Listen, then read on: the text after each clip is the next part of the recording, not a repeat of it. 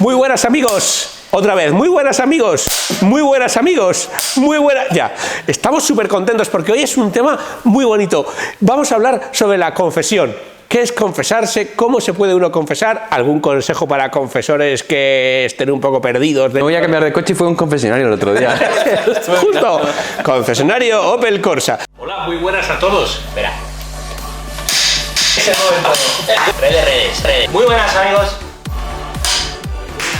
Amigos, ¿qué tal? Ese momento. Es el momento, gracias. Por incluso hay muchos veterinarios que no son animales. Nada al botón de cronómetro. Ahora sí. La confesión es lo primero de todo. Bueno, no os he saludado, ¿eh? Oye, hola, ¿qué tal? Pachi. Sí, me alegra estar en el vídeo, me iba a ir. Sí. Me iba a picar ya. Sí. Me están ganas de verte. Confiesas, ¿no? Sí, gracias. Yo también. Y Pachi, encantado, ¿eh? ¿Qué tal, don Jesús? Pues bien, gracias a Dios. Y ahora que te veo, la verdad es que mucho mejor. Fenomenal. Está un poco sucia la claqueta, ¿no la Sí, quieres limpiar? y la camisa también la hace así. Mira, que va. Ay, no, ¿pero qué haces? Esta gente ya no respetamos nada, ¿eh? ¿Cómo ha cambiado todo? ¿Qué tiempos aquellos? Bueno, entonces, ¿qué pasa con el concesionario? Pues el concesionario es un lugar donde se venden coches y el confesonario es un lugar donde se confiesan pecados. Pero lo principal del confesonario, de confesarse, no es tanto el lugar como el encuentro con Jesucristo. San Agustín dice que cuando un sacerdote bautiza, es Cristo quien bautiza. Cuando un sacerdote confiesa, es Cristo quien confiesa. Y en realidad lo más importante es que Él nos da su perdón una vez nos reconocemos pecadores. ¿Es así? Es así, lo ha dicho perfecto, precioso. Entonces, vamos a intentar explicar, pues como en el catecismo de los niños se explican los pasos de la confesión, qué cosas pueden estar relacionadas con el examen de conciencia, por ejemplo. Pero antes yo quería hablar de la palabra confesión, porque la palabra confesión es una palabra que es polisémica, por supuesto, pero además es que se puede entender mal, ¿no? En la confesión confesamos la misericordia de Dios, es lo primero que confesamos. Confesamos que Él tiene poder sobre nuestro pecado. Pero le llamamos confesión porque confesamos nuestros pecados, ¿no? Yo recuerdo una vez un amigo que fue a un sitio de cuyo nombre no quiero acordarme, y entonces entró en el confesionario y cuando empezó a confesarse el cura le paró y le dijo, no. Aquí nosotros no nos confesamos de los pecados, sino de las alegrías. Ah, amigo. Dice, y aquí no pedimos perdón, damos gracias. Madre mía. Pues mira, señor, el rito culebrano. Usted, claro, sí. Usted no se invente las cosas porque yo necesito aliviar mi conciencia y Cristo dijo en Juan 21, a quienes perdonen los pecados, en Juan 20, a quienes perdonen los pecados les quedan perdonados, a quienes los retengan les quedan retenidos. Entonces nos ha dado a los sacerdotes el poder y la gracia muy responsable, ¿no? O sea, que tengo que ser muy responsables con ello, de perdonar los pecados en nombre de Jesús, y en ese sentido, pues uno se confiesa de los pecados y no pasa nada. Pues sí, hay gente que se muere de vergüenza, hay gente que le cuesta, a todo yo creo que nos cuesta, hay gente que dijo, voy a traer otra vez lo mismo, no sé qué. Bueno, es que confesamos que la misericordia de Dios es más grande que nuestro pecado, ¿no? Es mucho más grande, por eso tiene más nombres. Se le llama sacramento de la misericordia, se le llama sacramento de la penitencia, el sacramento de la conversión, ¿no? El catecismo os invito a que leáis la parte que habla de ese sacramento porque nos da una mirada como mucho más global que solamente el decir, ¿no? Pues o yo pecador que me doy golpes de pecho, o la otra vertiente de no hay que confesarse, no, yo no hago nada malo. Es que es verdad. Yo no robo ni mato. Gente que ha quemado los confesionarios. Yo conozco gente en un barrio en el que estuve que quemaron los confesionarios para hacer la hoguera de Pascua porque decían, no, es que nuestra nueva comprensión del perdón de Dios nos hacía tener que renunciar a esto. ¿Pero qué me estás contando? A mí tío? me surge la pregunta si luego el cura ese les absolvía de las alegrías y hacía. A lo mejor es que no se confiesa él, ¿eh? También puede pasar. No, está claro. Bueno, háblanos del examen de conciencia. Bueno, examen de conciencia es donde empieza la confesión, ¿vale? Ojo, esto es importante, ¿vale? Porque a veces pensamos, oye, voy corriendo y como no llegue al confesionario y me muero, ¿y qué pasa? Estoy en pecado. Y la confesión empieza cuando haces el examen de conciencia, un buen examen de conciencia, que yo recomiendo que siempre tenga 3 partes, ¿no? Oye, el mal hacia Dios, el mal a los demás y el mal hacia uno mismo, aunque todo pecado tiene esas 3 dimensiones, ¿no? El examen de conciencia empieza ahí, empieza en tu cuarto rezando donde estés, ¿no? Y viendo, pues a la luz de Dios, ¿vale? Entonces yo recomiendo que para hacer, a la luz de Dios, cuáles son los pecados. Yo recomiendo, ¿vale? Que para hacer un examen de conciencia abras la Biblia y puedas leer algo que te dé luz. Y luego, pues te puede ayudar, un examen de conciencia, hay muchos y muy buenos, ¿no? Que vaya repasando los mandamientos o desde las bienaventuranzas, ¿no? Y a la luz de Dios, ¿vale? Con lo que has leído, con el Evangelio, con lo que sea, ¿no? Y con esas preguntas ir viendo tu vida. Después también te darás cuenta de que tendrás algunos pecados pues, más dominantes, que dice San Ignacio de Loyola, ¿no? Cosas que caes más, ¿no? A veces dice la gente, pues que siempre me confieso de lo mismo. Mejor. Mejor eso que cosas nuevas. Tú imagínate variado, ¿sabes? O sea, toda la semana 3 nuevos. Pero tío, ¿tú de qué vas? Marisco, lenguado, ¿no? Es mejor siempre, es decir, es mejor, lo mejor es no pecar. Pero te confiesas de lo mismo, ¿por qué? Porque tu vida es la misma, ¿no? Es la misma, ¿no? Y entonces... Claro, yo al bingo no voy, que no hay. Nunca, claro, no hay. es así. Pero también puedes hacer algo, que es, si ves que eso te cuesta, le puedes decir al sacerdote que te ayude. El padre Pío, el cura de Ars, grandes confesores, ayudaban a los feligreses a recordar las cosas que habían hecho mal. Ellos porque tenían una luz sobrenatural, y nosotros podemos hacerlo a través de algunas preguntas que no son para cotillear y saber lo que has hecho, no. Son para ayudarte a refrescar la memoria en aquellas cosas de las que es bueno que te arrepientas. Aquí yo creo que los sacerdotes podemos caer en 2 errores que tenemos que evitar. Por una parte, lo que el Papa Francisco llamó convertir el confesionario en una sala de torturas, ¿no? Que empiezas a preguntar a la persona cuántas veces, con quién, dónde, cuándo, cómo, tal, no sé qué, tal, o que le abroncas, que a mí me parece increíble, pero todavía hay sacerdotes que hacen esto, me parece una cosa increíble. Yo me he encontrado con fieles que me han venido rotos, porque un sacerdote, pero ¿cómo se te ocurre? Pero ¿cómo tal? Pero tal, ¿no? Que les han abroncado por haber pues cometido un pecado. Chicos, si te está pidiendo perdón, pues lógicamente está en el confesionario, pues no le eches más leña al fuego, ¿no? Y luego pues por eso los quemaban, ¿no? A los confesionarios.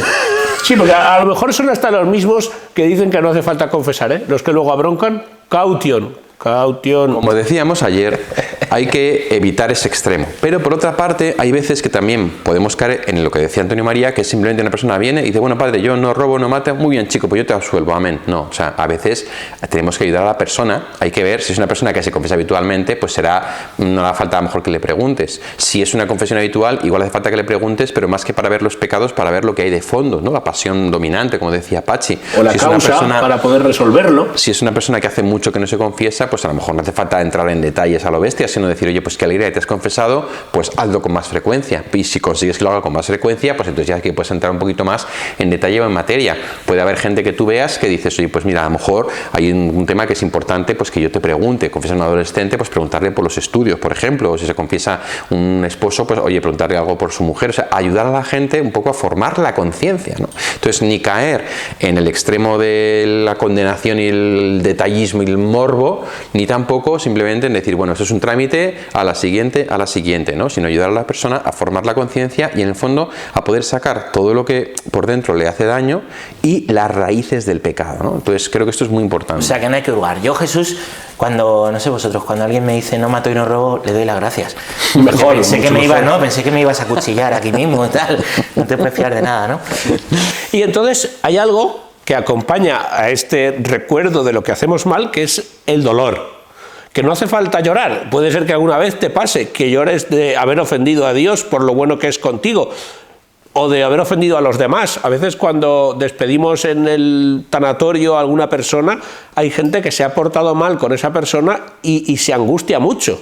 Pues de la misma manera, en otra dimensión, darnos cuenta de que Cristo ha muerto por nuestros pecados y de lo que eso supone en el sufrimiento de la pasión, para intentar pedir la gracia de no volver a caer, porque dolor y propósito de enmienda, que es lo que quiere decir el intentaré no volver a hacerlo, aunque sabemos que volveremos a caer, probablemente, pero el hecho del arrepentimiento, tengo una voluntad firme de no volver a caer, también ayuda, y sobre todo el pedir la gracia al cielo para ese dolor y ese propósito, porque al final el fin lo consigue Cristo en nosotros, con la misma confesión. El dolor de los pecados, para entenderlo un poco mejor, es también lo que llamaríamos el arrepentimiento profundo, ¿no? El decir, la contrición, dice la Iglesia, ¿no? O, que es decir, me arrepiento profundamente de haber hecho esto, la contrición perfecta, que es, si pudiera viajar al pasado, esto no lo habría hecho. O sea, ojalá pudiera cambiar lo que ha sucedido y hubiera podido no hacer lo que he hecho. Eso se llama contrición perfecta, que es la que realmente es la ideal. A veces tenemos una contrición imperfecta, que es decir, me arrepiento pero no del todo, me arrepiento pero lo volvería a hacer, o una atrición, que es en el fondo, pues mira, me arrepiento porque sé que está mal y porque no quiero ir al infierno, aunque no lo entienda. Bueno, esas tres formas de arrepentimiento, las tres son válidas para el perdón de los pecados. Es verdad que la atrición, o la contrición imperfecta luego puede llevar el purgatorio, que en otro vídeo hablamos de esto, pero la contrición perfecta conlleva el perdón total y absoluto. Entonces, dolor de los pecados, contrición, arrepentimiento, ¿no? Un poco... Y es porque la Iglesia es madre y le importa tu salvación y Dios es padre, ¿no? Y ya eso que a lo mejor empieza por atrición, luego se va a convertir en contrición, imperfecta, algún día será perfecto, ¿vale? Yo siempre digo, el hijo pródigo, cuando volvió a casa, ¿vale?, su contrición era imperfecta, porque no era por cuánto daño le he hecho a mi padre, sino porque tenía hambre, ¿no? Pero eso a la Iglesia ya le sirve para que te pongas en camino. Gran relato, es el hijo pródigo. El hijo pródigo. Y el propósito de enmienda va unido a la contrición. Sí, pero eso quiero que lo expliques bien, porque yo tengo un problema con el propósito de enmienda, que es que en el fondo me confieso, pero sé que voy a volver a caer. Me confieso, pero en el fondo, o sea, sí, quiero cambiar o no. A ver, una cosa es que por nuestra condición sepamos que vamos a caer otra vez. Por ejemplo, en mi caso, enfadándome. Sí, me hacéis enfadar y me enfado. Es que es así. Pero, y aunque no le hagamos enfadar, se enfada. Pero también, pero si tú tienes el deseo de no hacerlo, ya es suficiente. No hace falta que lo consigas, porque Cristo mira el corazón, ¿eh? Y ese corazón está profundamente arrepentido, y si en ese momento el Señor nos llamara, no nos habríamos vuelto a enfadar, no habríamos vuelto a pecar, no habríamos caído de nuevo. Y luego también el conseguir pocas cosas o retos posibles hace que tengamos más ilusión en mejorar. Y esto lo voy a explicar de otra manera. Lo siguiente es decir los pecados al confesor, y solo hay obligación de decir los pecados mortales. Pero el reconocer las cosas pequeñas, el pecado venial, también nos da la gracia para mejorar eso que hemos confesado. Es decir, que la confesión no solamente perdona, sino que ayuda a mejorar. No solo nos da la absolución, sino que muchas veces con la confesión viene la solución. Y si evitas la causa, puedes evitar las consecuencias. De hecho, es verdad que nos confesamos siempre de lo mismo, pero a lo mejor no con la misma intensidad, o con el mismo mal corazón, o con el mismo resentimiento.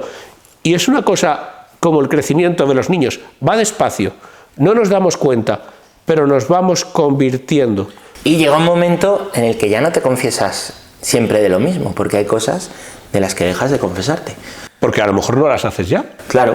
Las consigues superar. Hay una frase muy bonita que dice mi padre, que es que el conocimiento de la propia limitación es un don de Dios.